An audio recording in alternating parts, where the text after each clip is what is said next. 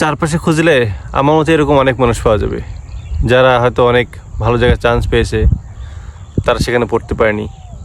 আবার সেখানে পড়তে গিয়েও তারা সেখানে বেশি দিন টিকতে পারেনি।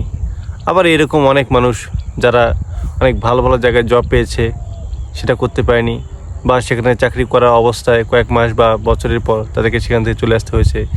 এরপর তাদের সাদামাটা একটা জীবন, লাইক মি। সো আমারও তো এরকম।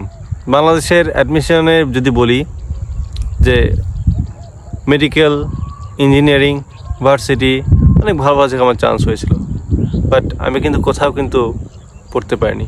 আমি মেডিকেলও পড়তে পারিনি, ইঞ্জিনিয়ারিং সেটাও আমি পুরোপুরি কমপ্লিট করতে পারিনি।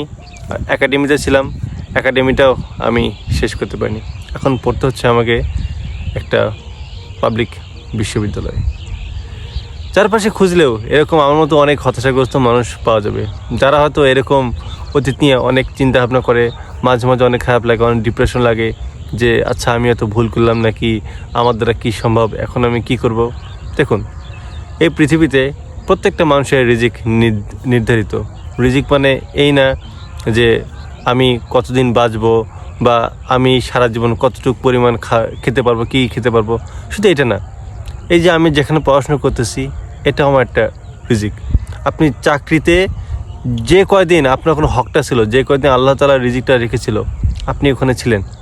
রিজিকটা বন্ধ, আপনি ওখান থেকে চলে আসছেন। আপনার রিজিকে যদি লেখা থাকে যে আপনি কৃষিকাজ করবেন, আপনি কিন্তু ওটাই হবে। রিজিক মানে এটাও যে আমি এটা কেমন জীবনসঙ্গী পাবো, ভালো পাবো নাকি খারাপ পাবো, এটা কিন্তু আমার রিজিক। আমার এখন বন্ধুবান্ধব যারা আছে, এটা হচ্ছে আমার রিজিক। আমার যদি ভালো বন্ধু থাকে, খারাপ বন্ধু থাকে, সবই আমার রিজিক।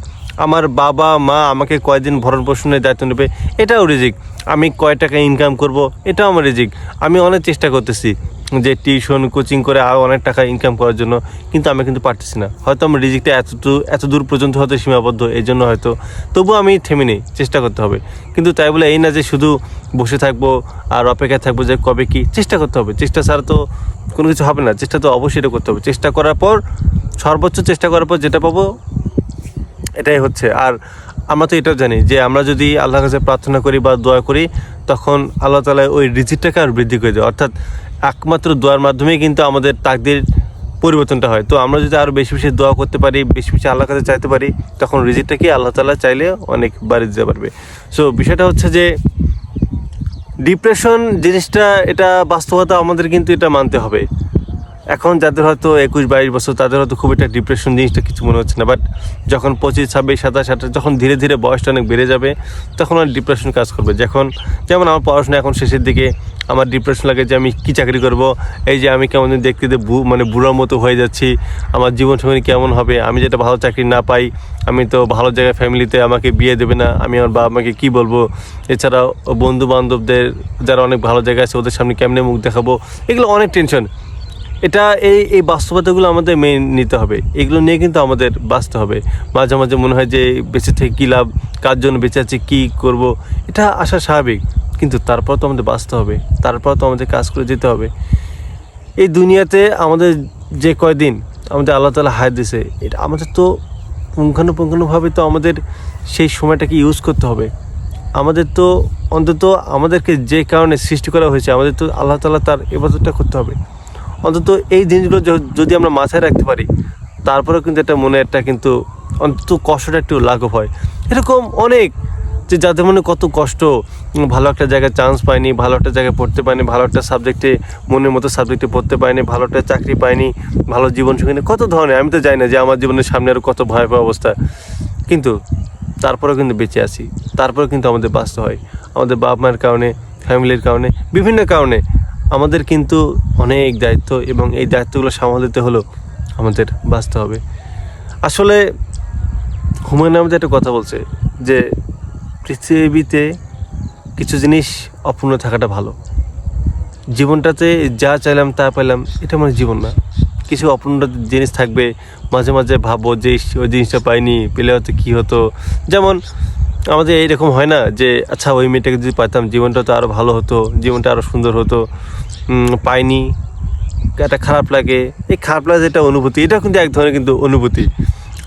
আবার পেয়েছি, পাওয়ার একটা অনুভূতি, না পাওয়ার একটা অনুভূতি, কিছু জিনিস আক্ষেপ থাকবে। বন্ধু বান্ধব যখন আসো বসবে, মজা চলাচল বলবো, এই দোস্ত জানিস আমি তো ওই মেয়েটাকে পছন্দ করতাম, ও তো আমার হয়নি রে, ও তো অন্য কাউকে বিয়ে করছে, আমার তো এই জায়গায় চান্স হয়নি, সেটা যদি চান্স পেতাম।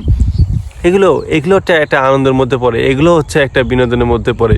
সো জীবনে যেটা আছে এটা নিয়ে এনজয় করেন, জীবনে যেটা নাই।